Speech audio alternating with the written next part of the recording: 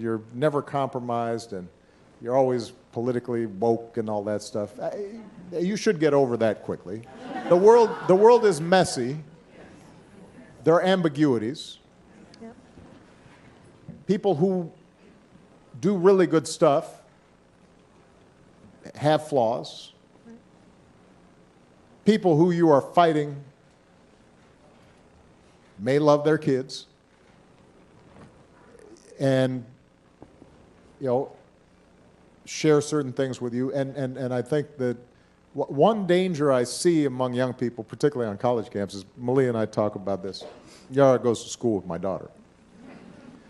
But I do get a sense sometimes now among certain young people, and this is accelerated by social media, there is this sense sometimes of the way of me making change is to be as judgmental as possible about other people. And that's enough. Like if I tweet or hashtag about how you didn't do something right or used the wrong verb, or then I can sit back and feel pretty good about myself because, man, you see how woke I was? I called you out. Let me get on TV, watch my show, watch Grownish. That's not activism. That's not bringing about change. If all you're doing is casting stones, you're probably not going to get that far. That's easy to do.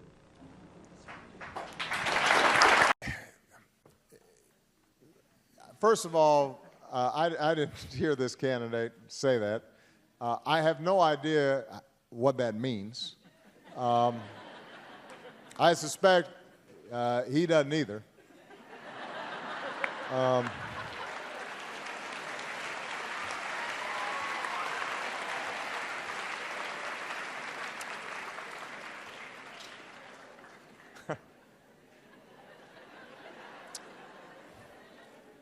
Look, the purpose of college is not just, as I said before, to transmit skills. It's also to widen your horizons, to make you a better citizen, to help you to evaluate information, to help you make your way through the world, to help you be more creative.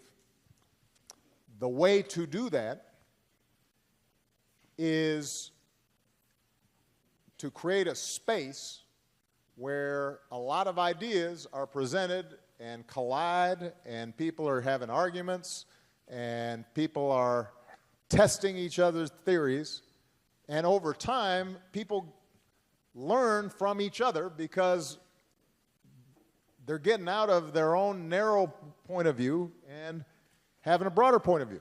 So Arnie, I'm sure, has the same experience that I did, which is when I went to college, suddenly there were some folks who didn't think at all like me.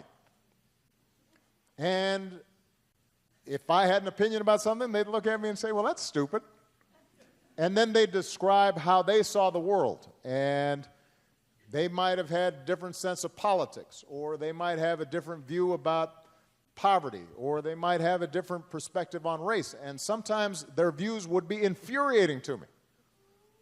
But it was because there was this space where you could interact with people who didn't agree with you and had different backgrounds than you that I then started testing my own assumptions. And sometimes I changed my mind. Sometimes I realized, you know what, maybe I've been too narrow-minded.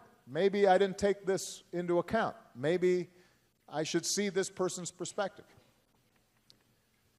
So that's what college, in part, is all about. The idea that you'd have somebody in government making a decision about what you should think ahead of time or what you should be taught, and if it's not the right thought or idea or perspective or philosophy, that person would be, that they wouldn't get funding, runs contrary to everything we believe about education. I mean, I guess that might work in the Soviet Union, but it doesn't work here. That's not who we are. That's not what we're about. Now, one thing I do want to point out is it's not just sometimes folks who are mad that colleges are too liberal that have a problem. Sometimes, there are folks on college campuses who are liberal and maybe even agree with me on a bunch of issues who sometimes aren't listening to the other side.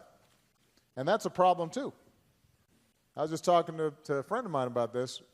I've heard some college campuses where they don't want to have a guest speaker who, is too conservative. Or they don't want to read a book if it has language that is offensive to African Americans or somehow sends a demeaning signal towards women. And, I got to tell you, I don't agree with that either. I don't agree that when you become students at colleges, have to be coddled and protected from different points of view. I think that you should be able to, you should invite anybody, anybody who comes to speak to you and you disagree with, you should have an argument with them. But you shouldn't silence them by saying you can't come because, I'm too sensitive to hear what you have to say. That's not the way we learn either. So, what do you think, Arnie? Amen. He said amen. All right. Okay.